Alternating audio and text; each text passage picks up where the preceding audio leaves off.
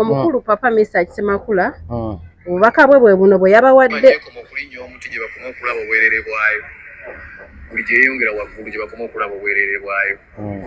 gye munaakoma okugjayo ebyama by'ebuziba Pawulo Kafeero gyagenda okukoma okuswala gyagenda okukoma okubatawaanya muyinza okuba temumanyi buzito bwa kitammwe bwa muganda wammwe bwa jjajjammwe n'ekintu Pawulo Kafeero kyabasukkako mwenna ne mu bufuubu kigenda basukkako emyaka gyonna mukikwate bulungi kuba kizitowa nnyo mukikwate bulungi kuba kizitowa nnyo bwe munaakikwatira mu bugayaavu bwe munaakikwatira mu busungu kigenda kubalemerera famire ejja kuswala ojja kutuuka tayimu nga mwagala okukaanya naye ng'ebigambo bye mwakozesa sayidi zonna temusobola kutuula ku mmeeza emu mbadde mbasaba kyonna kye munaaba musazeewo naze ebbali nazeeko ebbali nga nyinza obutabitegeera bulungi naye kyonna kye munaaba musazeewo kyonna kye munaaba mukaanyizaawo saba mukikkaanyeeko n'obukakkamu kyakubiri muve mu mawulire ensonga eri lwaki mbagambye nti ekima gye yeeyongera okulinnya omuntu gye bakoma okulaba obwerere bwayo gye munaakoma okuteeka ensonga zammwe mu mawulire sigenda kulenya w'amawulire kuba mwe mugabawa onoomugamba nti nno sijja kujja naye tajja kukulumbawo mwe mugabawa kakati muba mugabawadde bo nga bakola emirimu gyabwe naye bwe munaava mu mawulire ensonga zino mujja kuzisobola ozihandolinga ffenna tulina ebizibu mu famire zaffe era enkaayana gye ziri naye tubikola bagamba twekisizaakira tunama bigambo tetusukka ku bigambo bya Papa Misa Kisemakula by the way kyabagambye ekituufu kubanga yayogerako n'omukulu nga buli we mubyongera mu mawulire byongera kusajjuka so nakuswaza famire ebintu bino basobola otuulanga famire ne bayita be bayita abajja ne bajja bagaana ne bakola ne bagaana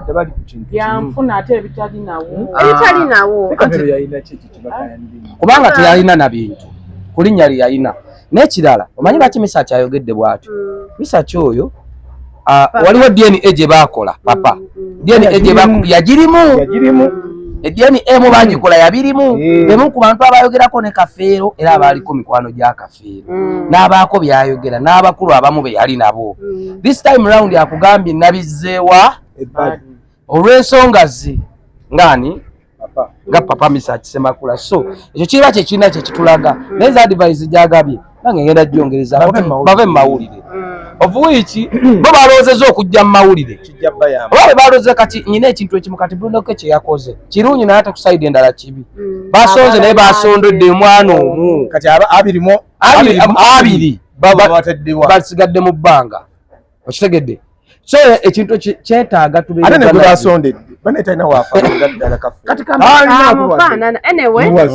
tumalirize ensonga eyo Joshi yakyogeddeko nti bamulekwa bangi abantu abalinga abo abali mu mbeera nga bangi tebakolera nti baana ba Kafeero gavumenti bw'eba eyamba yandivuddeyo negamba bannange buli atalina kitaawe na nnyina atalina ebamuziika ettaka liri tetubazimbidde naye si kuzimbira mwana omu kubanga baali basereebu ffenna tuli bamulekwa ne tulina bakitafeze nange sirina kitange sirina ebakuziika sirina ebaziika nange sirina kitange naye banziika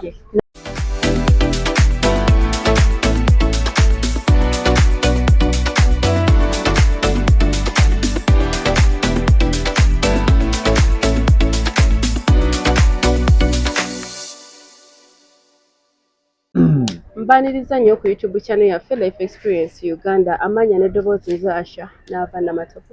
mwasibye mutya bassebo ne bannyabo mwebale okutulaba mwebale okutwagala ate abasubscribinga n'abasharinga thank you very much okubaweereza nno tusinzira no ku Silverback ekifo kiri ku Salama Road gwe no munnange eyeetaaze ebyokulya n'ebyokunywa weebiri nnyo nnyini ddala olunaku olw'Emande babeera ne pizza buy one get one n'olunaku olwokuna babeera ne pizza buy one get one ate ng'era sibeera zeka mbeera ne bannange kaabuuzeeko ate era tukomeo tutandikirawo Sebo w'ekibuga omubejja Diana Kanakulya omubwati saawa yonna afuka mukamusajja ow'empeta bulijjo oli wabyiyumba kigudde ojja kummanyira nga tovaangako ku lujja ate kati omusajja ava atya ku lujja ommanyire tetusonga busonzi odibye bakwasizzaako ne bigaana n'odda nze era manya we bantwalira manya bandabamu omulamwa naye nze gwolaba wano wano wendi bwe sijja kuva sijja kukola mbaga ebyo bawasa anti wadiba naye weeyanjulira abatulaba abali eyo nkimanyi kwe muli waliwo buno obuwala bwesomba obwesombi sisomba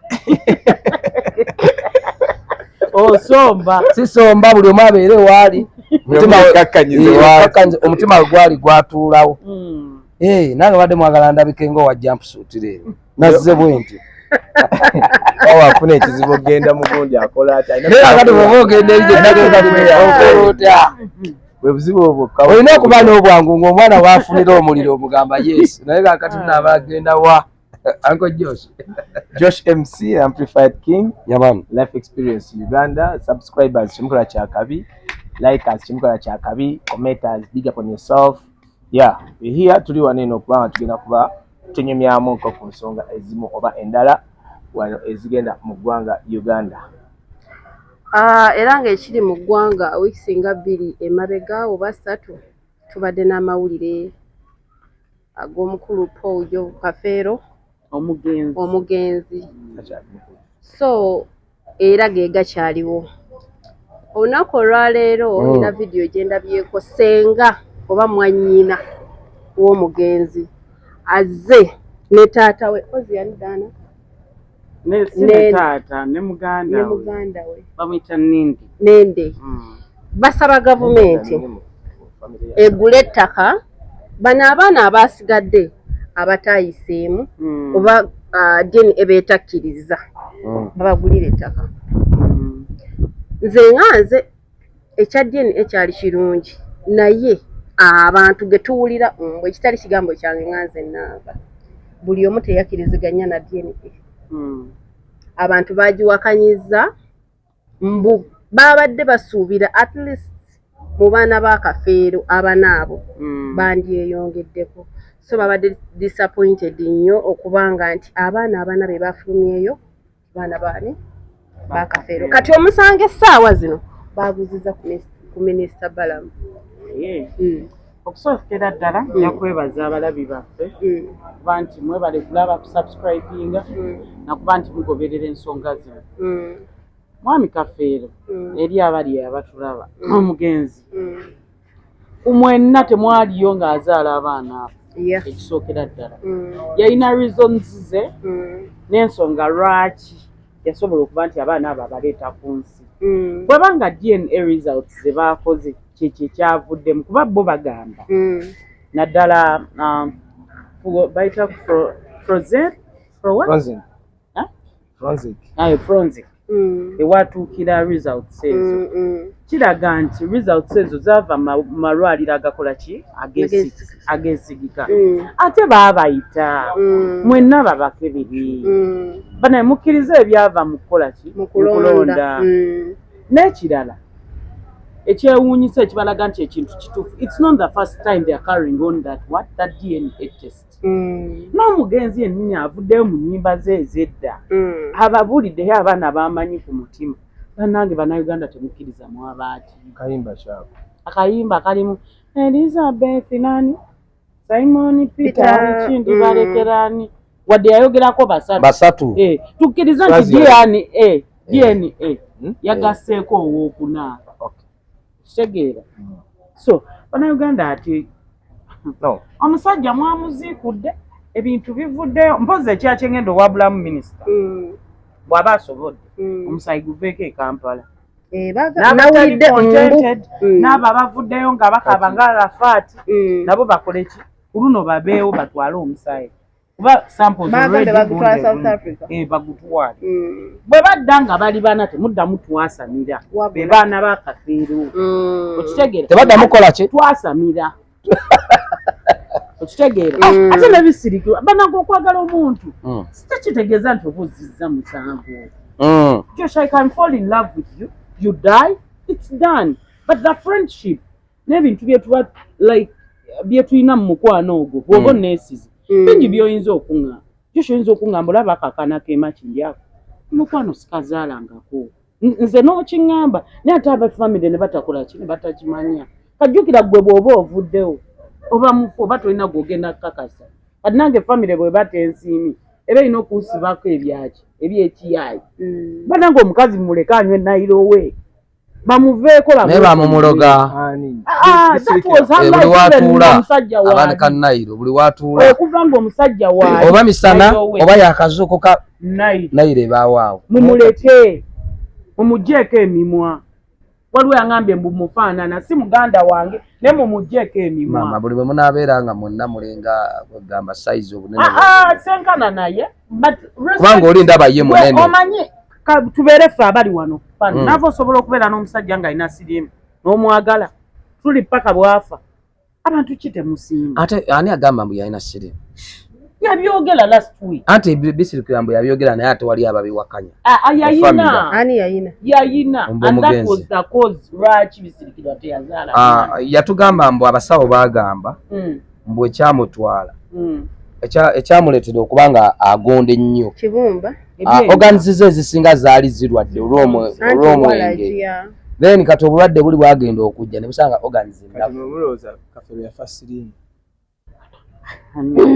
tetuli wano kwogera ku bulwadde bwamuta kuba naawe osookera enkyangu ekyasiriimu mukiveeko tukivuddeko but let the country appreciate that lady who stood in for that man on a sick bed kati olaba ebyo byonna besides everything yeah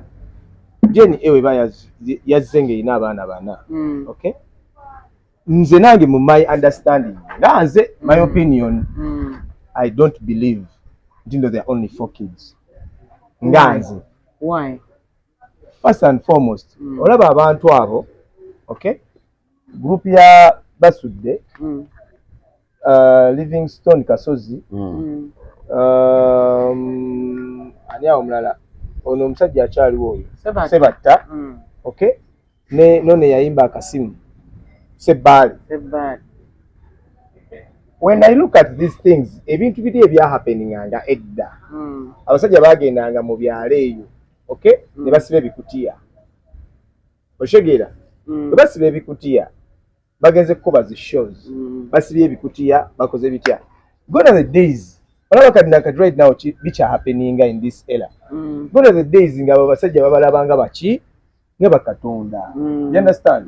because there is no way you can go mbuno Paulo Kafeera akuyise nga uli muwala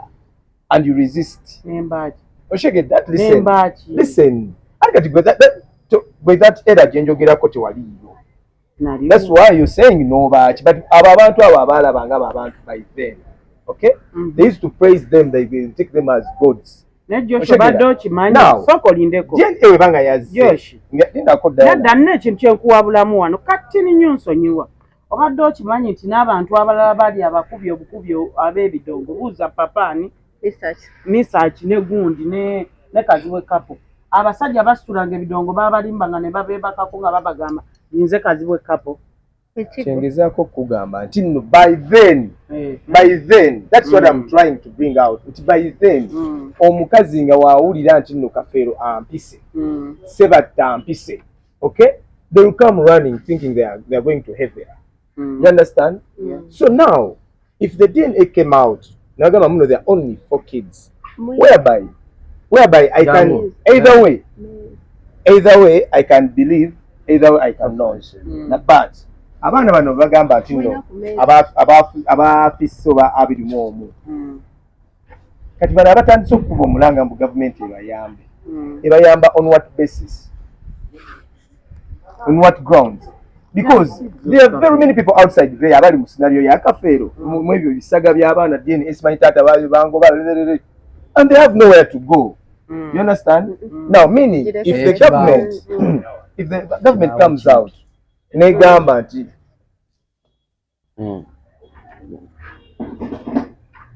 if the government comes out negamba mbu negenda kuyamba abo abaana baka it is only kwa government egenda kubanga erina ebyana neki n'agaana you understand kati bagamba government ebawa ettaka on what grounds basinziriza ku kyokubawa ettaka kuba baana baka kyogamba muno Kafeero eka yeyazaala abaana kyogamba yeyo scenario yeri mu ggwanga abasinga they've already made families kuba salabyewo wa 18 oba 17. Then we have scenarios They have no homes. nga baganya abaana nga bazadde baganya abaana. You understand? Oli nagamba muno oyo mwana si wange. Oyo mwana si wange. Oyo mwana si wange. And people start up afresh. Either way life goes on. You understand? So if the government is coming out okuyamba abaana mbu simanye bawe ettaka simanye koleta blah blah blah, how many people out there abatalina kwogerera abatasobola kwogera? Okay, mu scenario yeyo. Yes, Kafeero had the tafali ku music wa Uganda, but man, there are even people there abalina bye bakoze naye nga abaana baabwe babagoba nagamba nti oyo mwana si wange, oyo mwana si wange, ne batandika afresh. Trust me, Jehovah ne jebulaga, life goes on. Conclude So my conclusion is, if the government comes out negamba mbu egenda kuyamba abaana ebawe ettaka simanye bakolere blah blah blah blah, Minister Honorable Balamu, you have to look for other people who are in that state of situation. Bamulekwa baneyogera Uganda. It is banja abali abantu abali eyo abali mu mbeera eyo bana abaana basimanyi bano abeeyita abaana ba Kafeero gye bayitamu. There are very many people. So if you come out nogamba muno, okay, now we are going to help these people, please do not discriminate. Do not discriminate. Otherwise, anyway, if you discriminate, abantu bajja kukiraba nti no naawe mu kino ekintu olinawo okola, because batandise okumugamba nti alinawo afunira nenga talinawo akola ki. However, CDF yavuddeyo n'agamba nti no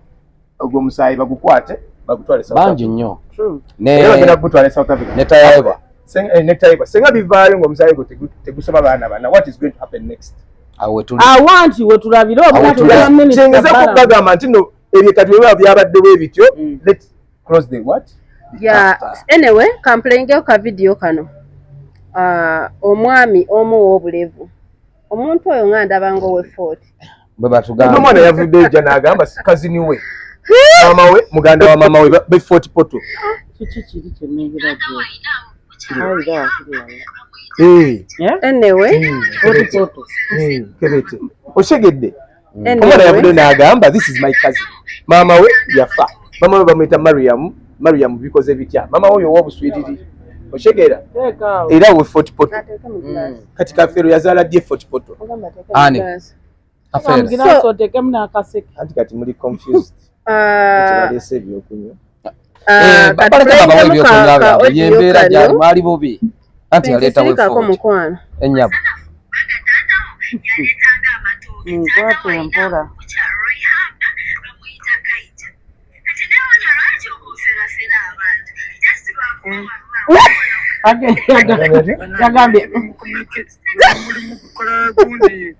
niira akakasajja okalaba nga katoolo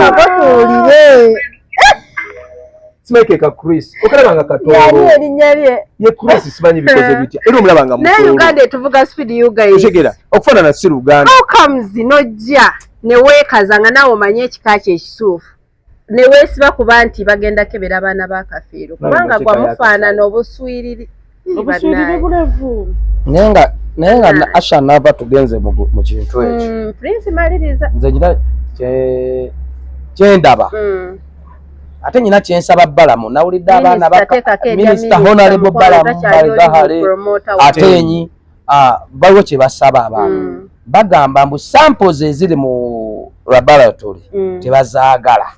Olaba abaana mbu baagala baddemu bakole samples empya ezigenda okugenda e Bulaaya. Zirimu kulugo bagamba n'okuddamu okuziikula Kafeero ate Balamu kyagamba ekitagenda kuboboka bayira guno mulundi si gwa kusatu gwa kuna katambuze lwe bamujja ne babajjako nze maliza ngamba bwe bayira ensonga eyo wekiba kiganye mu kizungu okebera nekigaana bagende mu badaada ate nabaddeko n'omukulu omweggulu gwe mwalabye boogere gye mwandabye nakimubuuzizzaako mumuleke omwana abawe ebyokunywa tuli kusinga munywe singa kikola ekyo ebyokunywa bibamalamu Prince tugende mu maaso tugenda mu maaso mpozi anywa mirinda apple Prince gwe kakati nga twogera ku nsonga eyo omukulu Jumba nabaddeko ewuwe n'atugamba bwe biba bibalemye bagende mu byaffe ebyekinnansi n'agamba ye yakeberako abaana balina enkaayana ezaaliwo nga bakebera abaana be babakeberako mu byekinnansi simanya bakwata obulira simanya ne babukola batya ate ne batwala ku mazzi g'ennyanja anti kakati n'atugamba waliwo enkola endala gye gakeberamu naye n'atugamba DNA bwe naabanga teriimu vvulugu nga bakebera samples z'akafiiro nga zeezo ne bakebera ne bana abaana nga beebo bakkirize bagaane ne banagenda US ne bagenda London bajja kudda nga beebo bana bwe banaabanga bwe bakebera bituufu nga tebirimu vvulugu mbu biki naye ate n'agamba tuba twekubidde bali abaana tebalina ssente ze bayinza sasula bitongole biri tebalina kye baagala kifunamu tewakyali byabugagga ebyobugagga byaggwawo babitunze biweddewo Swazi yeyagala abaana bonna kikita ate ekirala nze kye nalabamu nga nze naava kuwuza Joshi abantu ekitulemeza ku kintu ekyo kubanga DNA zadda Swazi kwali abantu singa DNA zadda Swazi taliiko singa bamumala kikyabaluma nnyo era baali bagamba era abantu badda buli emu ng'abuuza ku TikTok oba ku social media handles zonna Swazi kwali kwaba baagala balabe nga Swazi takola ki taliiko kwegamba bamukyawa olw'omutima omubi gwe yayolesa kubanga banne bwe yali abayisa bubi ebintu byonna bitunze yeegulumiza yeefula mbu yewe waaki w'ekitalo naye nga njagala nze nga nze Joshi nga mmaliriza gavumenti bwevaayo okuyamba bano abantu okujjako nga omukulu Nobert bwe yatugamba gavumenti bwebe bayamba baweeza PDM kakwewola ate bakazzeeyo katumaliriza ku nsonga eyo wiiki eno yennyini omu oba Prince wamulabye afaanana Lilipazo abantu bavudde bayida abantu abafaanagana abantu kitegeeza babaana baabwe nantongo wali awo omuvubuka playing bamuwulireko naye Lilipazo yamweganye mbono muganda we si muganda yamugaye tamumanyi afaane temutwala ndi muganda gwa Pazo kimala bajja kusonyiwa nze gwe nga toli nayo naye nga gugwe gwedda naye ono muganda woono Pazo gwe madaala ng'ayogera bulala kajjawo ntambuze bigere oba mpanukayo waggulu oyo twala mumanyi muyayi osobola okunsuula zino lekisi oyo zifuna lwakuba njogera ku maliriza obuyambi bwe nneetaaga nja bufuna lwakuba mpise ku linnya lyo simanyi linnya lye wayitamu tenabagamba tene nga mukolagana suuna peni simanyi binyanya te nawe watuuka n'okungula ebyala ogambye mumanyi kati kambagambe Suuna Ben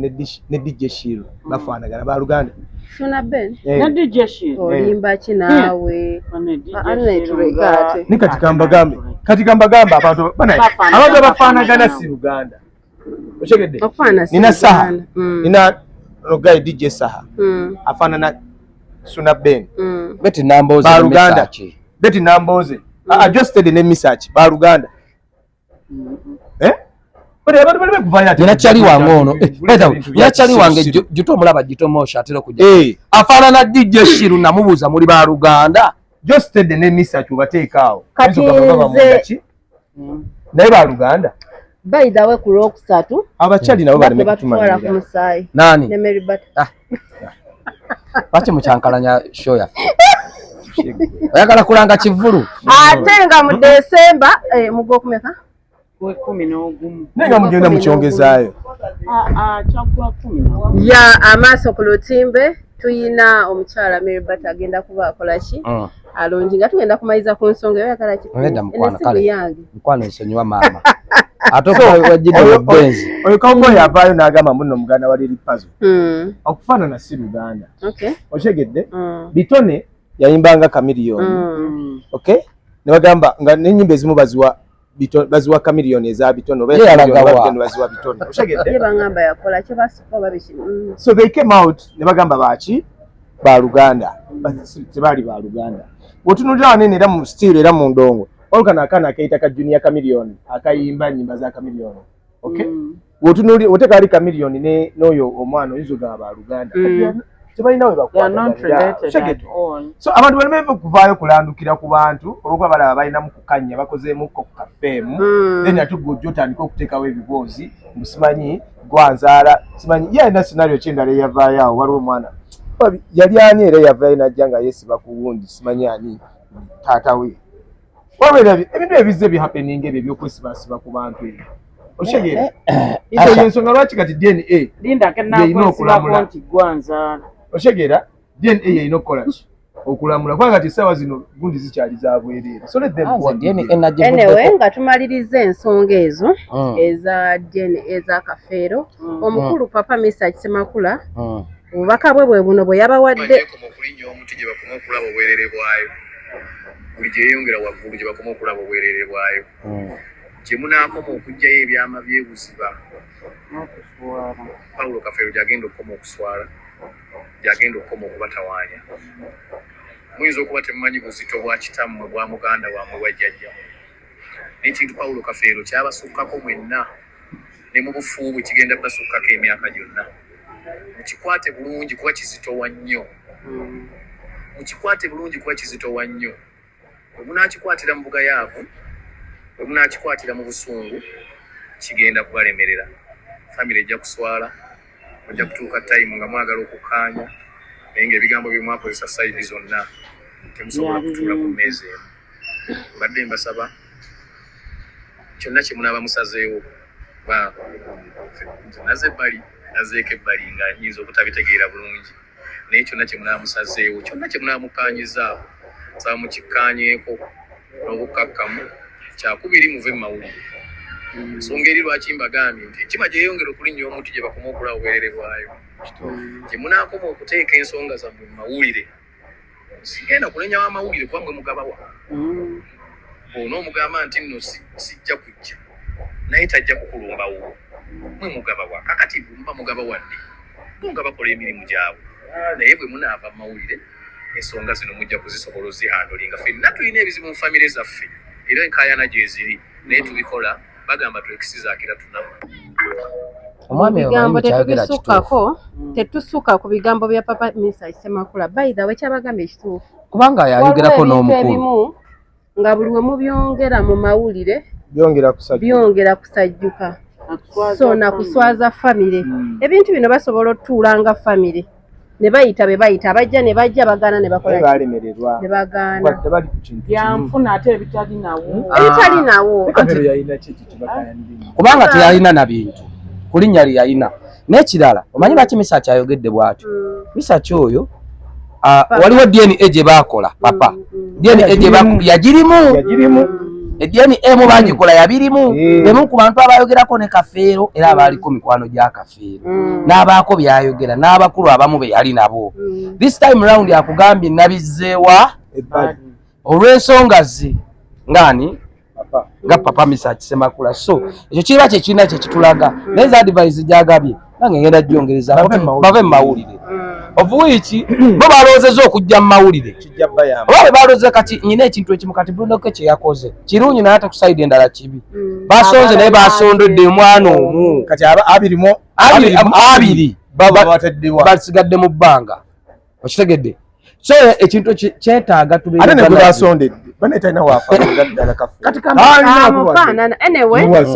tumalirize ensonga eyo Joshi yakyogeddeko nti bamulekwa bangi abantu abalinga abo abali mu mbeera nga bangi tebakolera nti baana ba Kafeero gavumenti bw'eba eyamba yandivuddeyo negamba bannange buli atalina kitaawe na nnyina atalina ebamuziika ettaka liri lye tubazimbidde naye si kuzimbira mwana omu kubanga baali basereebu ffenna tuli bamulekwa ne tulina bakitafeze nange sirina kitange sirina ebaziika nange sirina kitange naye banziika naye nze nalama balinziika ne maama wange so buli muntu yenna ali eyo nga talina bwasiriisi ate gavumenti egeza neyamba famire emu eyambe nti bantu bonna ettaka lyabamulekwa kutuusa message eno eri abaana right now salabeko atannaweza 18 bonna basajja bakulu bakazi bakulu essaawa ya leero oyo yenyini gwe bagambye muto ali mu myaka 26 emyaka 26 omuntu obeera ne reasoning capacity y'ekintu ekikulu. So buli muntu ali ebobanga bwa essaawa zino wazuuliddwa ekikakyo si kyekyo. Weekwate tandika obulamu. Asha tulabye wano abaana ava mu kyalo n'agamba mama we yafa muto, taata we yafa muto mu lutalo, n'ajja e Kampala ne yeerandiza. Simanya basenga be bamugamba bali Kenya, simanya Tanzania. Mukyala wange Foot. Mukyala wo Foot. Yalanda. Yajjira ku bigere ali Kampala. Ike music Foot. Yes. Oshege naye taliwo obulamu tebutali. Wali atengenda mu wasa. Ebiwoma biggwa by'esambeera bulungi mweraba. Anakalungi. Teke yake.